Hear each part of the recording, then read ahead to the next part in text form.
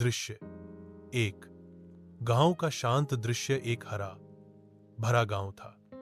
खजूर के पेड़, कच्चे घर और मुर्गियों की कूक। गांव का सीधा सादा किसान अल्लाह दत्ता सुबह सवेरे अपनी प्यारी बकरी बिल्लो के साथ खेतों को जा रहा था।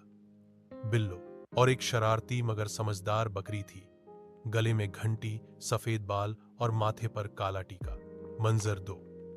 जमीन में हरकत। अल्लाह दत्ता हल चला रहा था कि अचानक हल की नोक किसी सख्त चीज से टकराई। जमीन हल्की सी कांपी। बिल्लू ने ममियाना शुरू कर दिया। अचानक जमीन से एक जहरीला कोबरा निकला, फूंकारा, गुस्से से हिला और सीधा किसान की तरफ लपका। मंजर 3।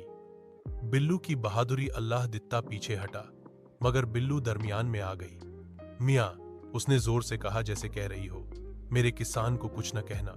कोबरा रुका, हैरान होकर बकरी को देखा, फिर बोला, यह बकरी तुम्हारी है? अल्लाह दत्ता बोला, हां, और यह मेरी दोस्त भी है। मन कार्य 4। सांप की परीक्षा। कोबरा बोला, मैं हर दुश्मन को डस लेता हूं, मगर तुम दोनों मुझे पसंद आए हो। तुम्हारी दोस्ती को एक चुनौती देता हूं। अगर 3 सवालों का जवाब दे सको तो छोड़ दूंगा। अल्लाह दत्त कान खड़े कर के सुनने लगा और बिल्लू ने गर्दन हिलाई जैसे कह रही हो, हम तैयार हैं। मंजर 5। सवालत का सिलसिला। कोबरा 1। वो कौन है जो जितना खाली हो उतना कीमती हो? अल्लाह दत्ता। दिल। कोबरा ने सर हिलाया। कोबरा 2। कौन सा जहर इंसान बिना खाए निगलता है? बिल्लू मम्मी। अल्लाह दत्ता। झूठ। कोबरा ने मुस्कुराकर कहा, सच है। कोबरा 3। सबसे बड़ा हथियार। अल्लाह दत्ता बिल्लू की ओर देखकर। दोस्ती। कोबरा ने अपनी गर्दन नीचे कर दी। दृश्य 6।